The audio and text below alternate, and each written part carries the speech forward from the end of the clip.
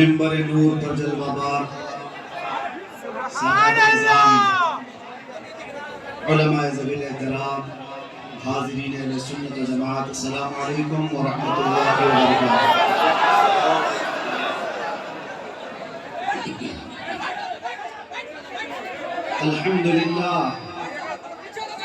الحمدللہ الحنان المنان الذي خلق الإنسان وعلمه البيان، والصلاة والسلام على رسوله سيد الإنس والجان وعلى آله وأصحابه ذوي الخير والإحسان، أما بعد فأعوذ بالله من الشيطان الرجيم، بسم الله الرحمن الرحيم۔ من المؤمنين رجال صدقوا ما عاهدوا الله عليه، فمنهم من قضى نحبه ومنهم من ينتظر وما بدلوا تبديلا۔ صدق اللہ مولانا العظیم۔ بارگاہ رسالت معاب صلی اللہ علیہ وسلم نے ایک بار درود پاک کا ہدیہ پیش کریں۔ اللہم صلی علی سیدنا و مولانا محمد معدن الجود والکرم وآلہ واصحابہ الکرام وابنہ الکریم وبارک وسلم صلاة دائمة سرمدا ابدا۔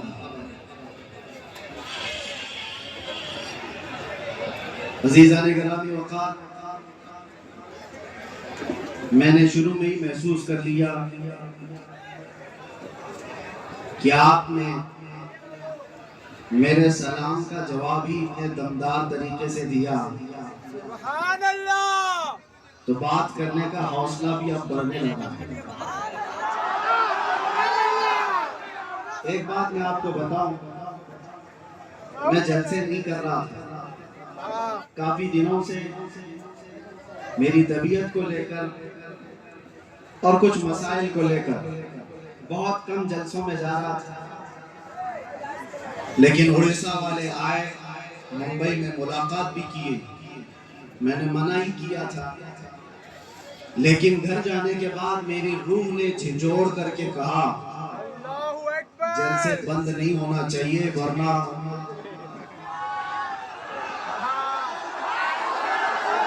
میری روح نے جھنجھوڑ کر کے یہ کہا جلسے کیا کرو تاکہ کتوں کو پتا چلے شیر مرے نہیں، کتوں کو پتا چلے۔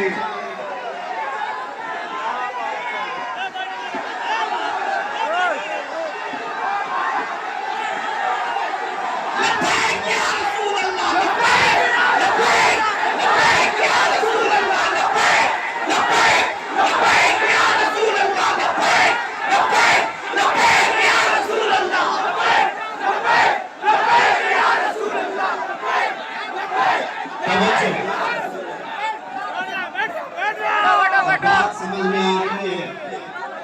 لوگ ہم سے کہتے ہیں جلسوں میں جانے سے کیا ہوتا ہے، میں یہی کہتا ہوں ایک جملے سے جب اتنی جان آ جاتی، ایک جملے سے جب اتنی جان آ جاتی ہے تو اسی لیے ہماری پوری تقریروں پر پابندی بھی لگتی ہے کہ اسے زیادہ بولنے نہ دو، ورنہ پھر جو برسوں سے بستر پہ پڑے ہوئے ہیں وہ لولے لنگڑے بھی کھڑے ہو جائیں گے۔ میں نہیں کہتا، یہاں پر مجھے پتہ ہے ہر طرح کے ڈپارٹمنٹ کے لوگ بھی آئے ہوں گے، سب جگہ ہوتے خفیہ طریقے سے بھی ہماری ساری ریکارڈنگ کرنے والے، مجھے سب پتہ ہے، میں ہوش و حواس میں بولتا ہوں۔ میں آج ایک جملہ کسی صاحب کو پہنچانا چاہتا ہوں، میرے جیل میں اندر جاتی ہی چوکی پر پکڑ کر مجھے طنز کستے ہوئے اس نے کہا تھا اچھی طرح سے ہم نے تمہیں دکھا دیا، اب کتنا بولو گے،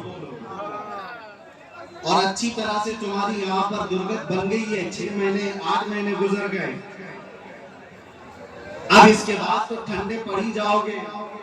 بہتوں کو ہم نے یہاں دیکھا ہے آنے کے بعد سب گوشہ نشین ہو جاتے ہیں، وہ صاحب تک میرا پیغام پہنچتا ہے تو میں آج ان کو جواب دوں گا، تمہاری سوچ کے سانچوں میں ڈھل نہیں سکتا، تمہاری سوچ کے سانچوں میں ڈھل نہیں سکتا، زبان کاٹ لو لہجہ بدل نہیں سکتا۔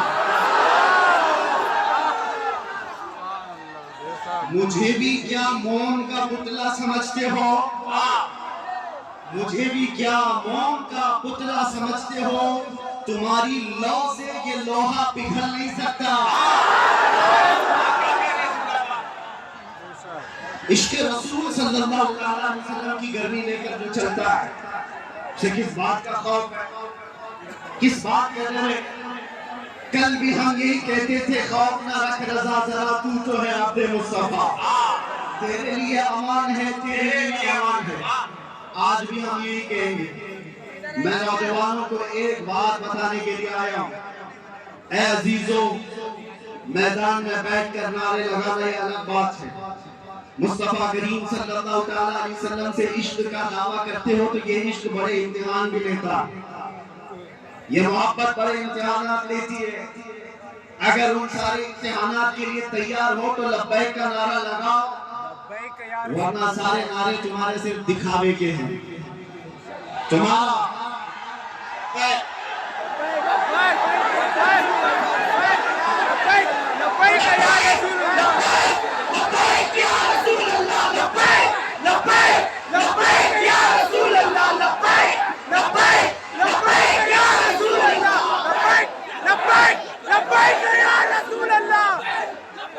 توجہ، آپ سے میں بدگمان بھی نہیں، اڑیسہ والے اور خاص طور پر لاہور قلعہ والے، 2 گھنٹے کے میرے سفر میں ہمارے ساتھ رقیب خان صاحب نے بہت کچھ آپ کی داستانیں سنائی، کئی لوگ اندر جاتے ہیں آتے ہیں، اندر جاتے ہیں آتے ہیں۔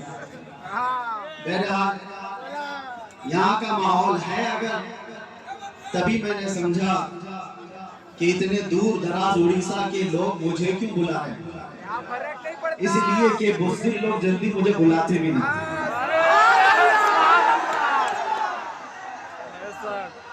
میرے بھائی، سٹیج پہ بیٹھنے سے بھی کئی لوگ کتراتے ہیں، وہ الگ بات ہے، کچھ لوگ نیچے سیلفی لے لیں گے، سٹیج پر بیٹھنے کے لیے میں نے محسوس کیا ہے کئی لوگ ڈرتے ہیں کہ کہیں ہم پر بھی کیس نہ ہو جائے۔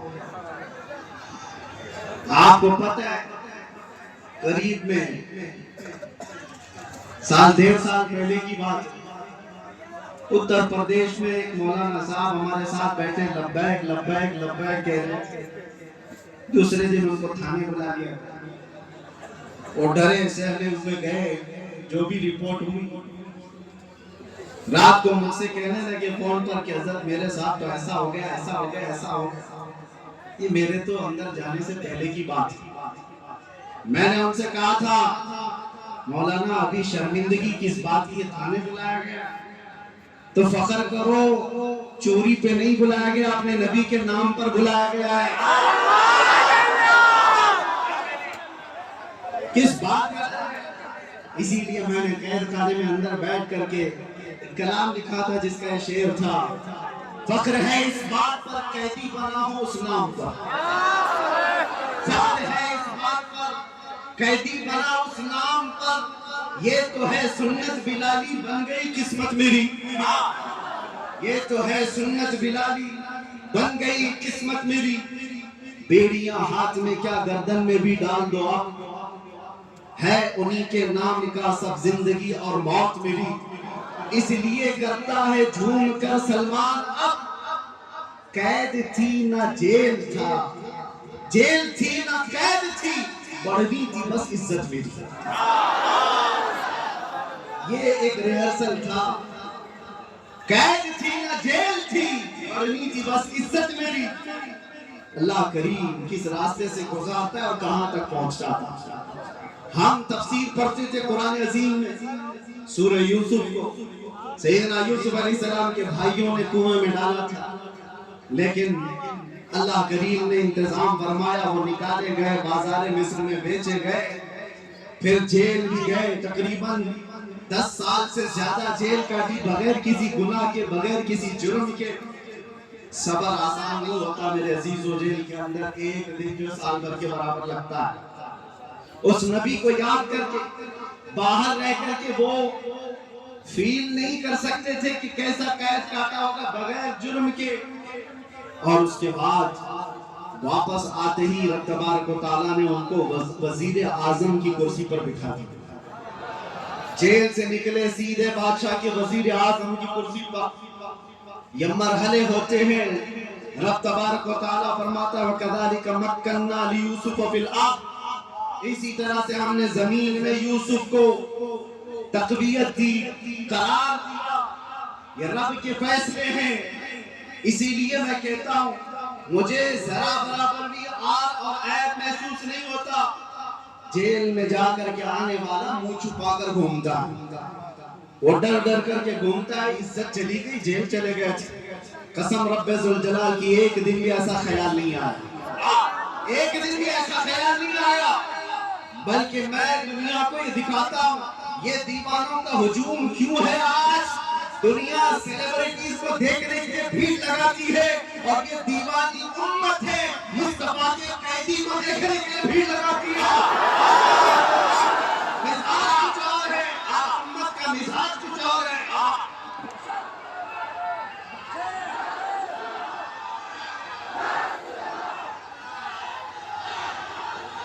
اس لیے بات میں ہمیشہ کہتا ہوں ان کی بات کرو، ہر دل پہ راج کرو. اس امت کا مزاج الگ ہے. یہاں صرف چمکنے والے چہرے اور لالی پاؤڈر کے دیوانے ہی نہیں ملتے.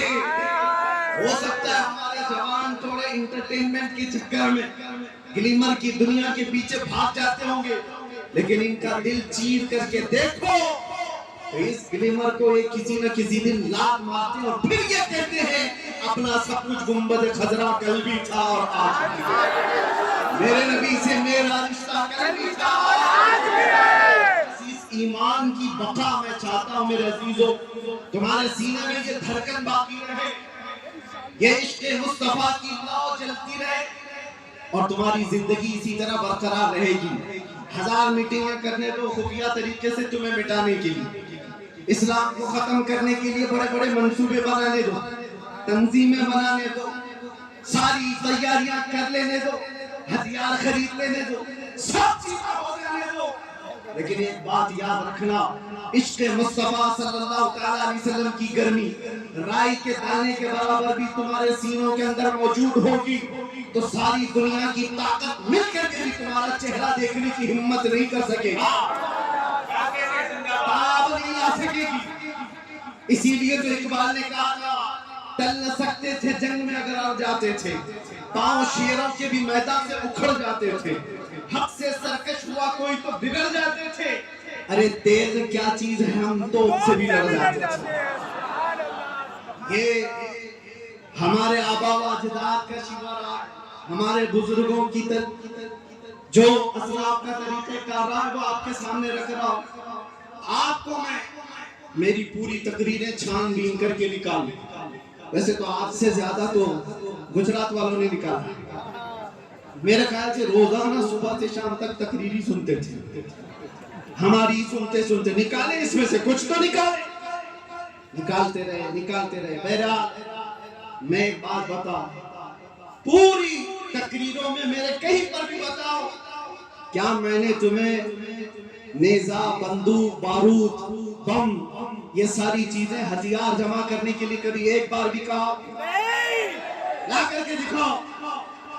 اس لیے کہ ہم اس غریب نواز کے غلاموں میں سے ہیں جو ہندوستان آئے تھے تو گدڑی پہن کر کے آئے تھے اور آج لاکھوں دلوں پر راج کرتے ہیں. کون سا توپ لے کر کے آئے تھے، کون سے بندوقیں اٹھا کر کے آئے تھے. ہاں اس زمانے میں اور بھی بادشاہ آئے تھے. شہاب الدین غوری شکست کھا کر کے واپس جا رہا تھا، غریب نواز سے ملاقات ہو گئی تھی، 8 فقیروں کی جماعت آ رہی تھی. اس نے پوچھا کہ کہاں جا رہے ہیں؟ بابا نے کہا ہندوستان فتح کرنے جا رہے ہیں. جو راجے مہاراجوں سے لڑ کر کے واپس جا رہا تھا شکست کھا کر کے، وہ 8 فقیروں کی جماعت کو دیکھ کر کہنے لگا کہ آپ کے پاس کیا ہے جو آپ ملک ہند کی فتح کی بات کر رہے ہو؟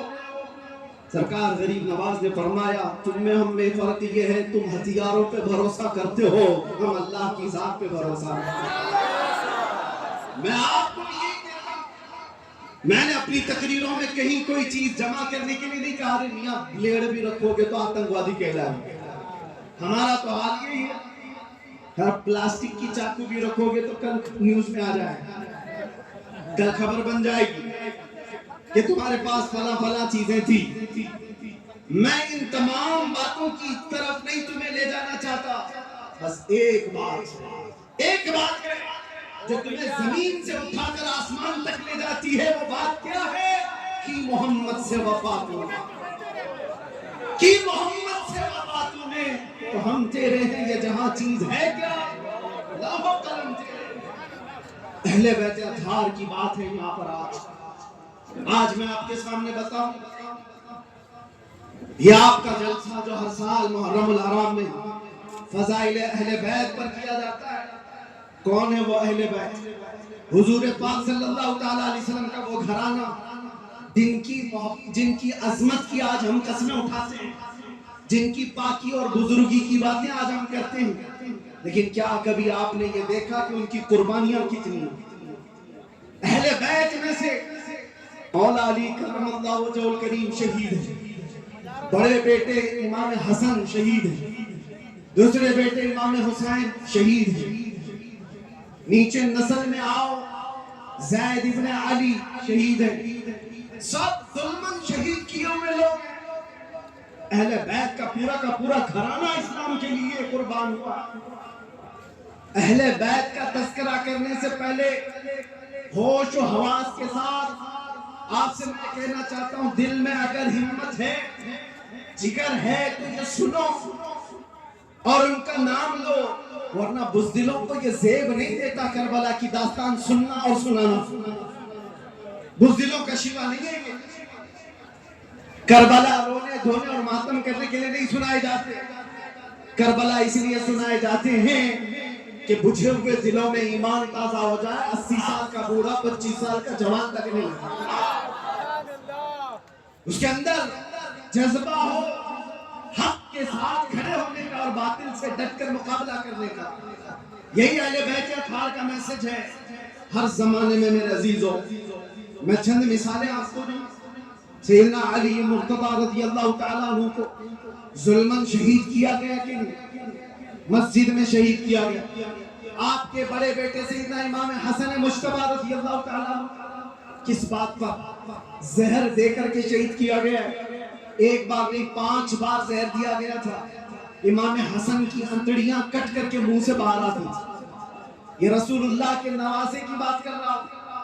اور میرے آقا صلی اللہ تعالیٰ علیہ وسلم کے دوسرے نواسے سیدنا امام حسین، ان کا واقعہ تو پوری دنیا بھر میں ایسا مشہور ہے جیسے سورج کی روشنی مشہور ہے. امت مسلمہ کیا دوسرے غیر مذاہب والے بھی جانتے ہیں امام حسین کی شہادت کو. 22,000 کا لشکر 82 لوگوں سے کیسے لڑ رہا تھا، بھوکا اور پیاسا رکھ کر کے ان کو تڑپایا جا رہا تھا. ایک ایک بچے کو شہید کر کے، 6 مہینے کے بچوں کو بھی نہیں چھوڑا گیا. یہ شہادت کے واقعات سنے ہو کہ نہیں سنے ہو؟ یہ اہل بیت کی قربانیاں میں تمہارے سامنے رکھ رہا ہوں. وہ اس لیے رکھ رہا ہوں کہ اہل بیت کا نام لیتے ہو تو پھر گھر میں گرم روٹیاں اور مرغ کھا کر کے دین کی بات کرنا، یہ اہل بیت کی محبت نہیں. تم سے قربانیاں مانگی جائیں گی. اگر تم سچے محب اہل بیت ہو، ہر زمانے کے یزید کے ساتھ لڑنے کی طاقت بھی ہونی چاہیے. ہر فتنوں کے بادشاہ سے مقابلہ کرنے کی طاقت ہونی چاہیے. آپ کو پتہ ہے امام حسین مجتبی رضی اللہ تعالیٰ عنہ اپنے جوان بیٹوں کے ساتھ شہید ہوئے ہیں کربلا کے میدان میں. بچہ کون تھا؟ صرف امام زین العابدین بیٹے. اور اس کے بعد آپ کی اولاد امام زین العابدین کے بیٹے تھے سیدنا زین، جو امام باقر کے بھائی ہیں. صرف اور صرف 40 سال کی عمر میں وقت کے بادشاہ اس کے فتنوں کے مقابل میں آپ نے علل اعلان لوگوں کو جگانا شروع کیا. رسول اللہ کے گھر والوں کی عادت ہی یہ تھی، وہ دین اسلام پر کبھی دھبا برداشت نہیں کر سکتے. آج بھی ہونا یہی چاہیے. جو سادات کرام ہیں، گدی نشین ہیں، ان کی قربانیاں بھی دی جائیں گی۔ اور اگر وہ باہر آ کر عوام میں بیدار کرنے کا جذبہ نہیں رکھتے تو پھر آپ کی طرف سے بھی لوگ سوالیہ نشان اٹھائیں گے۔ ایک طرف تو رسول اللہ کا گھرانہ، سب سے بڑے سجادہ نشین تو امام حسین، ان سے بڑا کون ہے؟ لیکن اپنا پورا خاندان لے کر کے میدان میں آئے۔ چاہتے اگر ہو تو اپنا گھر بچا کر کے یزید کی طرف سے ہر مہینے انعام بھی لے سکتے تھے، منصب بھی مل سکتا تھا، کوئی کسی شہر کا گورنر بھی بنایا جاتا، لیکن آپ کا مقصد سیاست حاصل کرنا ہی نہیں تھا، خلافت حاصل کرنا ہی نہیں تھا۔ آپ کا مقصد یہ تھا کہ قیامت تک آنے والے مسلمان کبھی کسی ظالم کو امام تسلیم نہ کریں۔ یہ حسینی مزاج ہے۔ آج ہم اپنی مسجدوں میں کیا کسی شرابی کو امام بناتے؟ کیا کسی چور کو امام بناتے؟ نہیں بناتے۔ یہ دیا ہوا مزاج امام حسین کا۔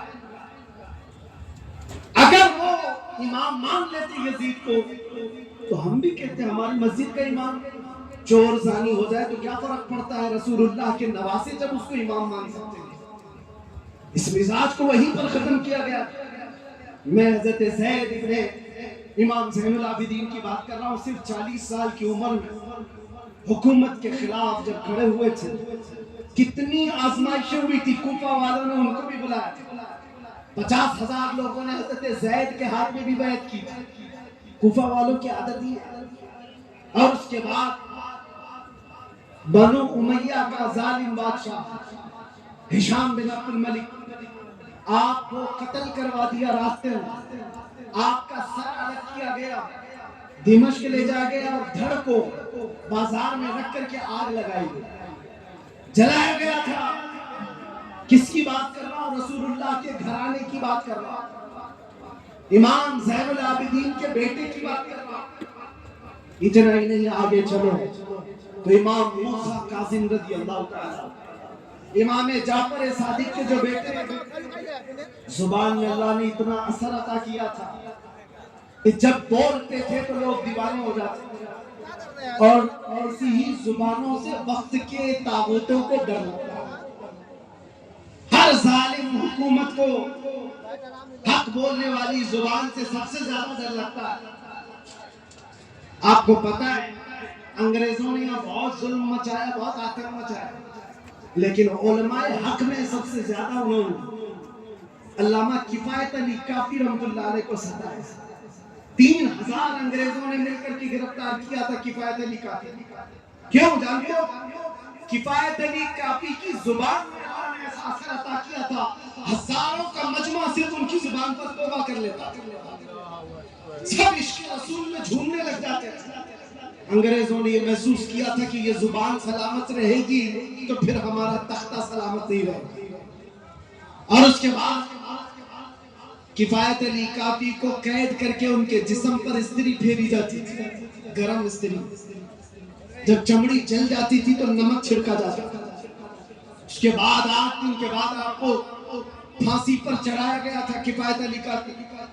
یہ مثال اس لیے دے رہا ہوں، ہر زمانے میں حق بولنے والی زبان، اس سے ڈر لگتا ہے حکومت وقت کو۔ حضرت سیدنا زید بن علی کے ساتھ بھی یہی ہوا، اور حضرت امام موسیٰ کاظم کے ساتھ بھی یہی ہوا۔ ایک کے بعد 2 بار، 2 کے بعد 3 بار، تیسرے کے بعد چوتھے بار، چوتھے کے بعد 5ویں بار امام موسیٰ کاظم کو جیل بھیجا جا رہا ہے، جیل بھیجا۔ کون جانتے ہو؟ خلیفہ ہارون رشید کا زمانہ، جس کے تذکرے ہزاروں طریقے سے آپ نے سنے ہوئے، لیکن کوئی بھی ہو وقت کا خلیفہ ڈر جاتا ہے۔ یہ اہل بیت ہے، ایک دن اگر یہ اعلان کر دے تو ساری امت ان کی طرف ہو جائے گا، ہمارا تختہ ہل جائے گا۔ امام موسیٰ کاظم رضی اللہ تعالیٰ کبھی گھبرائے نہیں، کبھی ڈرے نہیں۔ میں ان کو آئیڈیل سمجھ کر کے آپ کے سامنے کہہ رہا ہوں۔ ایک بار جیل جا کر آنے کے بعد لوگ یہ کہتے ہیں کہ نہیں بہت سنبھل کر کے چلنا چاہیے۔ بالکل سنبھل کے ہم پہلے بھی چلتے تھے، آج بھی، کیونکہ شراب نہیں پیتے۔ ہم نشے میں نہیں رہتے، ایک ہی نشہ ہے، وہ تاجدار مدینہ، وہ خمار اصلی خمار ہے۔ ہم جھولے کھاتے ہوئے لوگ نہیں ہیں جن کو تم نصیحت کرو کہ بہت سنبھل کے بولنا چاہیے۔ ہاں بالکل سنبھل کے، پہلے بھی ہوش میں بولتے تھے، آج بھی۔ امام موسیٰ کاظم کو دیکھا، جیل میں رکھا گیا، پھر چھوڑا گیا، آپ وہی بات بولتے تھے جو پہلے بولتے تھے، پھر جیل بھیجا گیا، سال 2 سال، واپس چھوڑا گیا، آپ پھر وہی بات۔ کیوں؟ حق بات سے کوئی سمجھوتا نہیں ہوتا۔ اسی لیے تو میں نے شروع میں ہی یہ شعر کہا، ہمارا یہ شیوہ ہے، ہمارے بزرگوں کا، اہل بیت کا یہ شیوہ ہے جو میں نے شعر پڑھا ہے۔ تمہاری سوچ کے سانچوں میں ڈھل نہیں سکتا، زبان کاٹ لو لہجہ بدل نہیں سکتا۔ یہ صرف میری بات نہیں، یہ ہمارے اماموں کی بات ہے، اماموں کی بات ہے۔ ہر عالم ربانی حق گو یہ کہتا رہا۔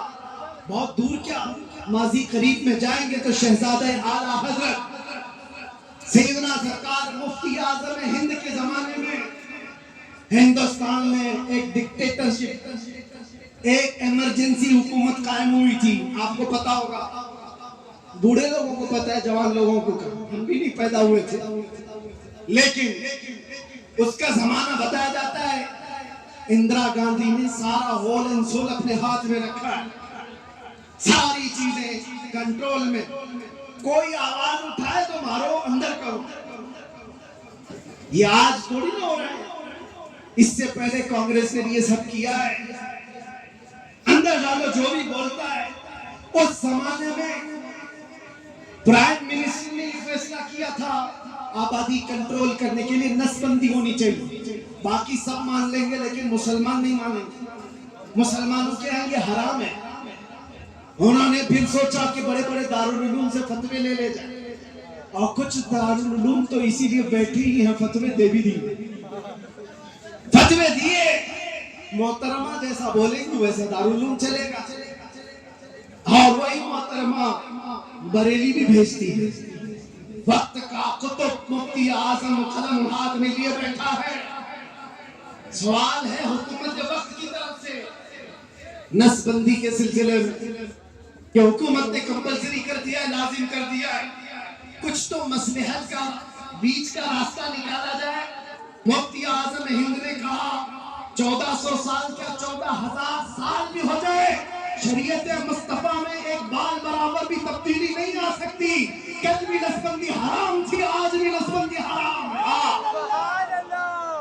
جانتے ہو مصطفیٰ رضا کا یہ فتویٰ مفتی اعظم کا جب نکلا تھا تو پریس تک جلا دیا گیا تھا بریلی کا، جہاں سے یہ فتویٰ چھپ کر کے آیا تھا وہ پریس جلا دیا گیا، جو فتویٰ چھپکانے کے لیے دیواروں پر جاتے تھے ان کو پکڑ کر قید کیا گیا۔ حالات بڑے بے قابو تھے۔ مفتی اعظم کے پاس کچھ مریدین نے آ کر کے کہا تھا کہ سرکار اب کیا ہوگا، حکومت بہت سخت ایکشن لے چکی ہے۔ آپ نے فرمایا ہوش کے ناخن لو، شریعت مصطفیٰ کی بات کر رہا ہوں، فتویٰ نہیں بدلے گا، حکومت بدل جائے گی۔ سبحان اللہ، حق ہے۔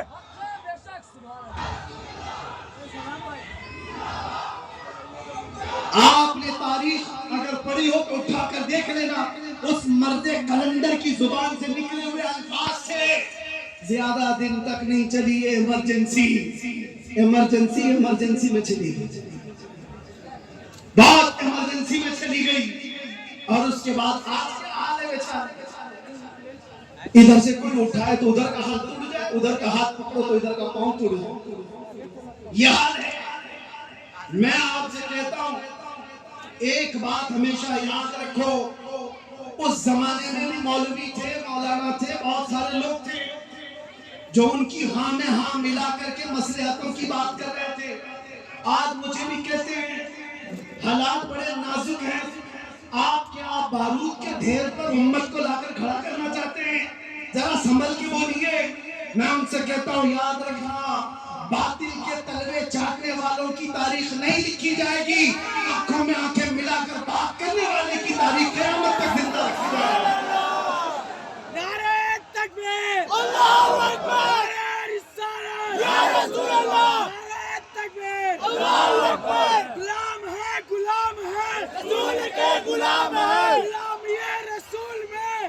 ضمیر قبول ہے. لبیک لبیک لبیک یا رسول اللہ لبیک لبیک لبیک لبیک لبیک لبیک لبیک یا رسول اللہ. اور ایک بات یہ بھی میں بتاؤں، یہاں سے میں یہ بھی کہوں گا، کچھ لوگوں نے مجھ سے کہا کہ جو کچھ بھی ہو رہا ہے اس پر آپ سنجیدگی سے بات کریں.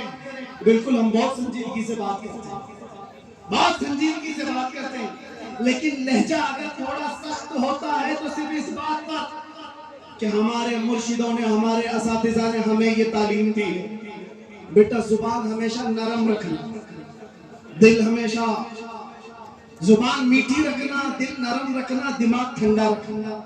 3 چیزیں یاد رکھنا، دماغ ٹھنڈا، زبان میٹھی، دل نرم. لیکن یہی بات جب مصطفیٰ کریم صلی اللہ علیہ وسلم کی گستاخی کی آ جائے تو نہ دماغ ٹھنڈا، نہ زبان میٹھی، نہ دل نرم ہوگا، پھر نہیں ہوگا. ارے دنیا اپنی ماں کی گالی برداشت نہیں کر سکتی، جو کروڑوں ماں سے زیادہ ہم اپنے نبی سے محبت کرتے ہیں، کیسے برداشت کر سکتے ہیں؟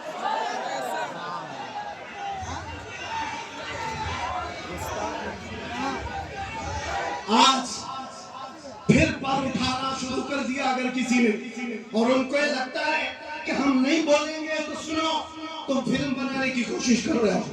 حضور کی شان میں گستاخی کرتے ہوئے کوئی فلم بنائے، کوئی کارٹون بنائے، کوئی میگزین چھاپے، کوئی ٹویٹر پر کرے، کوئی سوشل میڈیا پر بکواس کرے، اور تمہیں یہ لگتا ہے کچھ نہیں ہوگا.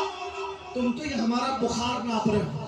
مجھے پتا ہے امت مسلمہ کا بخار ناپ رہے ہو تم، اور تمہیں پتا ہے آج ہمارے ہاتھوں میں کوئی چیز نہیں، طاقت و قوت و سیاست و حکومت، تو اس کا مطلب یہ نہیں ہے کہ تمہارا انجام کچھ نہیں ہوگا. یاد رکھو تم اس عظیم بارگاہ کی گستاخی کر رہے ہو جو رب قدیر کا ایسا محبوب ہے جس کے لیے پوری کائنات بنائی گئی ہے. تم یاد رکھنا تمہاری زبانیں کہاں جانے والی ہیں، تمہارا انجام کیا ہونے والا ہے. تم موسم کے کیڑے ہو، یہ موسم ختم ہوتے ہی تمہارا بھی انجام بہت جلدی ختم ہونے والا ہے. ابو جہل کا انجام کیا ہوا تھا، عتبہ شیبہ کا کیا ہوا، ابو لہب کا کیا ہوا، سارے گستاخ مٹ گئے. لیکن آج تک امت کے درمیان کوئی چیز باقی ہے تو صدیق کی صداقت باقی ہے، فاروق کی عدالت کے چرچے باقی ہیں، عثمان کی سخاوت کے چرچے باقی ہیں، حیدر کرار کی شجاعت کے چرچے باقی ہیں. ارے یزید تو حکومت پر بیٹھا تھا، تخت پر بیٹھا تھا، فوج اس کی، تاج اس کا، تخت اس کا. حسین کے پاس کچھ نہیں تھا، لیکن ڈھونڈ کے نکالو کوئی یزید کا نعرہ لگانے والا اگر بھول کر کے کسی کے مسلمان کے سامنے کہہ بھی دیا تو 2 تماچے زور کے پڑیں گے. ہمارا ہر بچہ اگر نعرہ لگاتا ہے تو لبیک یا حسین ضرور کہتا ہے. لبیک یا حسین. وہ کیسی حسینیت ہے جو 1400 سال کے بعد بھی ٹھنڈی نہیں ہوتی. لبیک یا حسین. لبیک یا حسین. لبیک یا حسین. لبیک یا حسین. لبیک یا حسین. لبیک یا حسین. لبیک یا حسین. کچھ لوگوں کو یہاں میں یہ بتا دوں، کیوں میاں تم لبیک لبیک کیوں کہتے ہو، کیوں کہتے ہو؟ اور اپنی جماعت میں کچھ غداروں کو اس بات سے تکلیف ہے. وہ یہ سمجھتے ہیں یہ کس کے لیے بولا جا رہا ہے، حسین کے لیے، وہ تو مر گئے معاذ اللہ. اور تم ان کو کہہ رہے ہو آیا حسین ہم حاضر ہیں. تم نے سمجھا ہی نہیں حسین کو.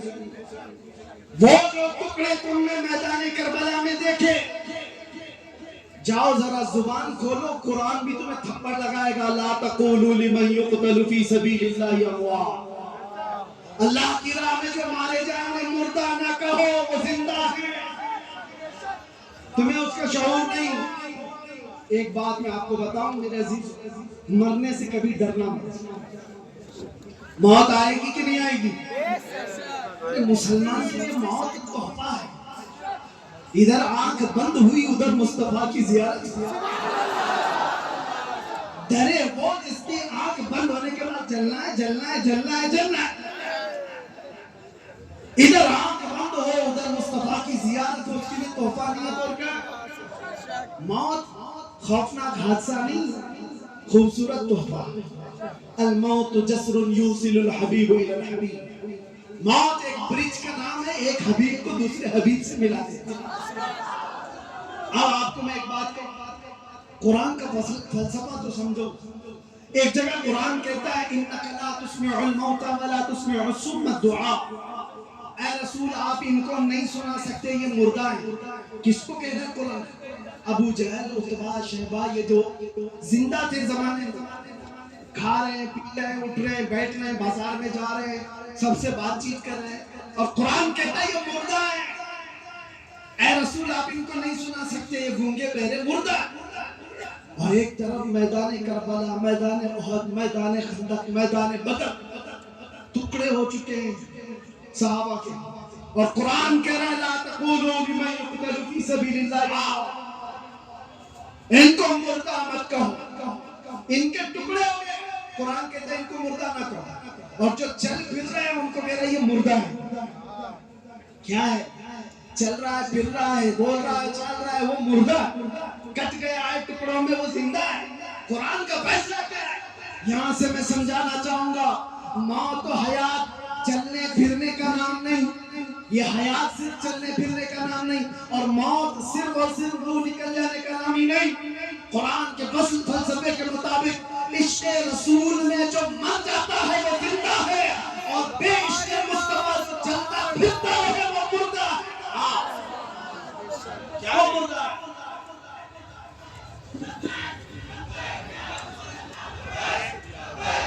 لبیک یا رسول اللہ لبیک لبیک لبیک یا رسول اللہ لبیک لبیک لبیک یا رسول اللہ لبیک لبیک. میں آپ کو یہ کہنا چاہوں گا تمہاری زندگی باقی رکھو جوش و جذبے برقرار رہیں لیکن ہوش کے ساتھ اور ایمان کی سلامتی ایسی باقی رہے.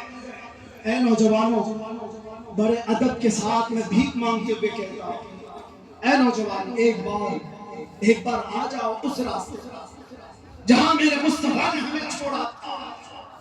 آ جاؤ اس راستے پر. تم آج یہ واویلا کیوں مچا رہے ہو؟ فلاں اٹھا گستاخی کر رہا ہے فلاں اٹھا گستاخی کر رہا ہے. کیا برداشت ہوتی ہے تم سے گستاخی؟ کیا اپنے نبی کی شان میں گندی بھڑکیاں سننے کو تیار ہو؟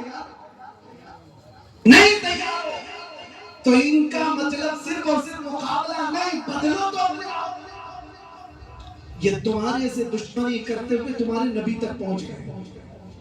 ان کو تکلیف تمہارے اعمال سے ہے تمہارے ساتھ معاملات سے ہے. اگر کسی کا کردار ایسا ہوا کہ اس کی وجہ سے اس کے نبی کو گالی دی گئی تو اس سے بڑا بدنصیب کون ہو سکتا؟ کیا اپنے آپ کو اب تک ایسے ہی بد کرداری میں رکھے رہو گے؟ بدلو تو میرے عزیز. اے نوجوانوں بدلنے کا وقت آ چکا ہے. آ جاؤ گانے باجے تماشوں سے باہر گلیمر کی دنیا سے نکل آؤ. اللہ نے تمہیں زندگی دن بھر انسٹاگرام فیس بک پہ مجرے کرنے کے لیے نہیں دی ہے. ہر کوئی ریلز بناتے ہوئے لڑکیاں بن گئی لڑکیاں لڑکے بننے لگ گئے. نوجوانوں کو اس دنیا نے کہاں تک پہنچا دیا بیچ کا آدمی بنا دیا ہے. کتنے تو ایسے ہیں جو مجرے کرتے کرتے اپنی مردانگی بھول گئے. ان کو پتہ ہی نہیں ہے چوڑیاں بھی پہن لیے بالیاں بھی پہن لیے. نوجوانوں ہوش لو تم امت مصطفیٰ ہو جس کو قرآن خیر امت کہہ رہا ہے. تم سب سے بہترین امت ہو. سب سے بہترین امت آج چوڑیاں پہنے بالیاں پہنے چوٹیاں رکھے پھٹی جینس پہن کر کے اپنے جسموں کا تماشا کرے. خیر امت یہ نہیں ہے. خیر امت کو دیکھو جاؤ 19 سال کا جوان بیٹا حسین کا 3 دن سے پیاسا ہے لڑتے لڑتے گھوڑے پر تھک گیا پھر بھی واپس آ کر اپنے بابا سے نہیں کہتا کہ میں باہر جاؤں میری تو منگنی بھی ہوئی میری تو شادی باقی ہے میں بھی تو اپنی زندگی گزاروں. نہیں اپنے 56 سالہ باپ کو اٹھنے نہیں دیا خیمے سے.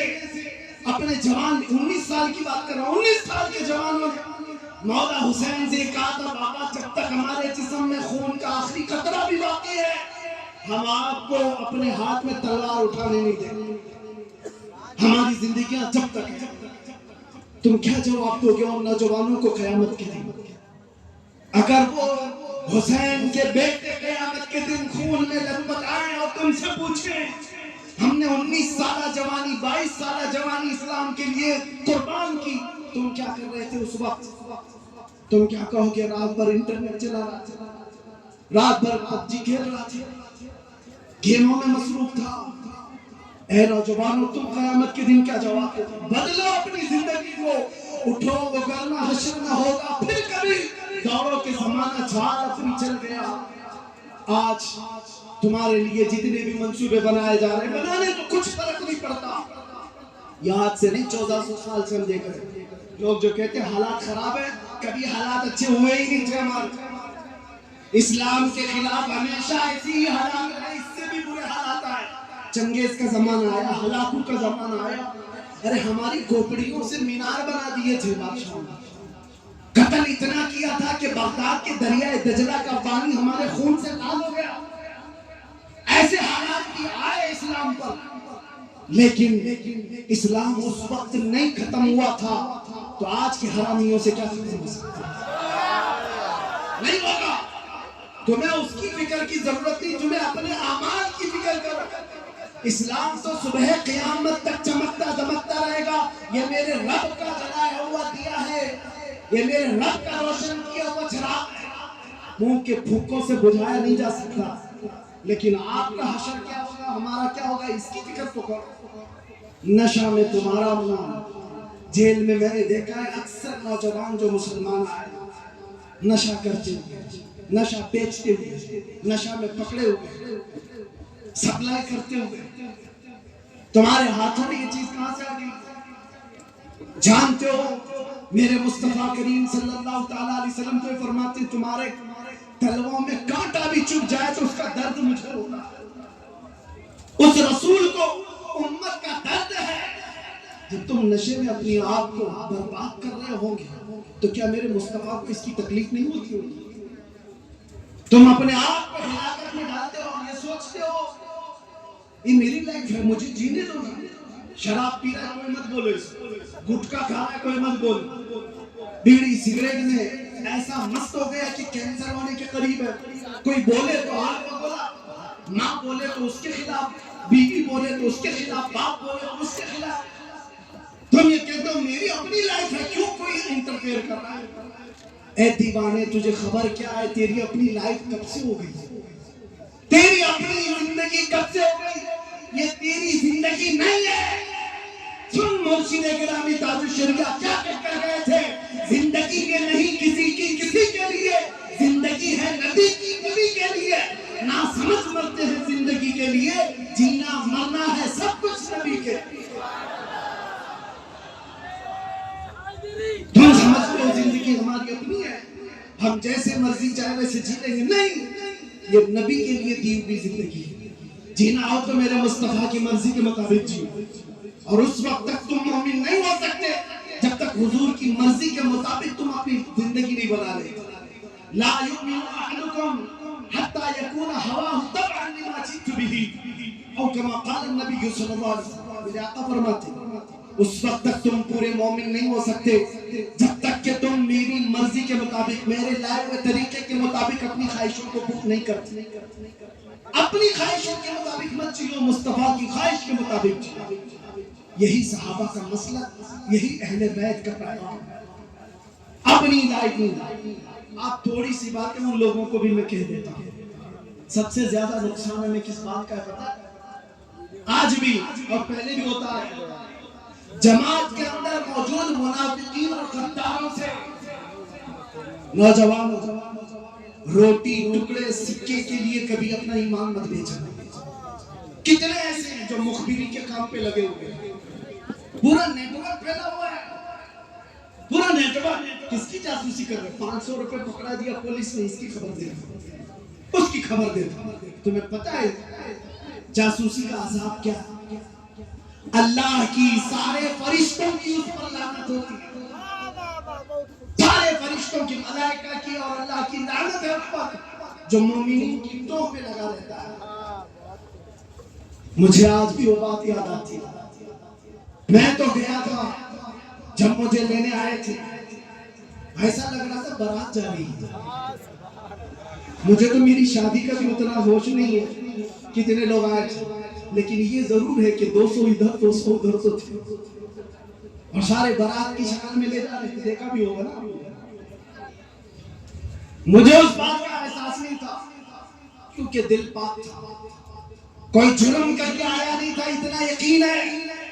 آج بھی میں بابا کے دہل کے ساتھ، ہم نے کبھی کوئی خفیہ پلاننگ کی نہیں، ساری انویسٹیگیشن ہمارے خلاف ہو رہی تھی۔ میں آج بھی کہتا ہوں، کھل کر کے کہتا ہوں، ہم دیوار کے پیچھے بیٹھ کر کے یا گوفے میں بیٹھ کر کے ویڈیو بنانے والے لوگ نہیں ہیں۔ مجمع عام میں کہتے ہیں اس لیے کہ کوئی خفیہ پلاننگ دیش کے خلاف بھی کبھی نہیں کیا، کبھی آتنک پھیلانے کے لیے جوانوں کو نہیں جمع کیا۔ جب بات کیا منبر رسول سے بات کیا، کھل کر کے کہا، ہاں اگر حضور کی محبت کا چرچا کرنا جرم ہے تو یہ جرم ہم 1000 بار کریں۔ عشق اگر جرم ہے تو پھانسی کی سزا دو مجھ کو، عشق اگر جرم ہے پھانسی کی سزا دو مجھ کو، در محبوب پہ لیکن یہ سزا دی جائے، در محبوب پہ لیکن یہ سزا دی جائے۔ میں ان غداروں سے کہتا ہوں، میں جب گیا بات پوری کر لینی، انویسٹیگیشن میں بہت ساری سوالات کی بوچھار، لیکن پتہ ہے سامنے بیٹھے ہوئے ایک آفیسر ہنس رہے ہیں، مسکرا رہے ہیں، فون میں دیکھتے آ رہے مفتی صاحب آپ کی تو یہ تقریر بھی آ گئی، تھوڑی دیر کے بعد آ رہے مفتی صاحب آپ کی یہ کلپ بھی آ گئی۔ کہا اتنی دیر سے آپ کے پاس تو تھوڑی سی چیزیں آ رہی کہاں سے؟ کہا آپ کے مولانا لوگ بھیج رہے ہیں، پیر صاحب لوگ بھیج رہے ہیں۔ میں جانتا ہوں اچھی طرح سے، میں کبھی نام ذکر نہیں کروں گا، یہ جو خبر پہنچانے والے لوگ، داڑھی ٹوپی جبے والے، مسند پر بیٹھ کر کے لوگوں کو گمراہ کرنے والے، مجھے سب پتا ہے۔ تم جو خبر گیری کر رہے تھے، میں نام ظاہر نہیں کرتا، قیامت کے دن کے لیے رکھا ہوں، انشاءاللہ دیکھیں گے قیامت کا دن جب قائم ہوگا، تم کس کے ساتھ کھڑے رہو گے، ہم کس کے ساتھ کھڑے رہیں گے۔ تم کیا سمجھتے ہو خبر دے کر کے مسلمانوں کی؟ میری خبر دے رہے، اس میں بھی پکڑو مفتی کو، اس میں بھی پکڑو مفتی کو، کلپ بھیج کر کہتا ہوں برگلا رہے صاحب آفیسر وہ خود کہہ رہا ہے مفتی صاحب آپ ڈرو مت، آپ گھبراؤ مت، ایسے بہت لوگ ہمارے پاس، ایسے بہت لوگ ہیں، ہم تو اپنا وہی کام کریں گے جو قانون کی روح سے چلے گا، مجھے اس سے آپتی نہیں ہے، اس آفیسر نے اپنا کام کیا ہوگا، لیکن سوال یہ ہے داڑھی ٹوپی رکھ کر کے جن کے نام ہمارے پاس آئے تھے، جن کو تم خبریں دے رہے تھے، میں ان سے پوچھتا ہوں تم کس نبی کا کلمہ پڑھتے ہو؟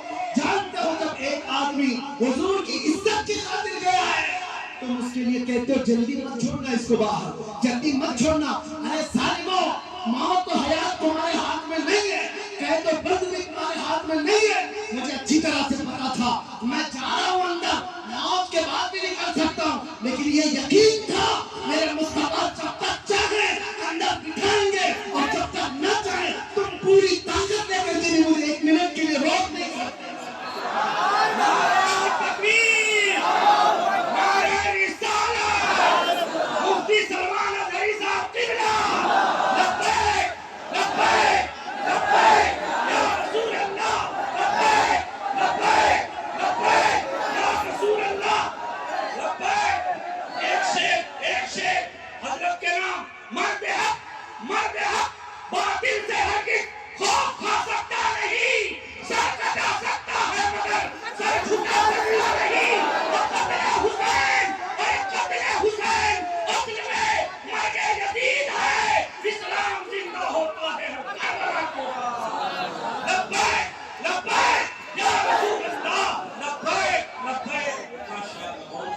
کہ اس خیال میں اس لیے اتنا جذبہ آ گیا.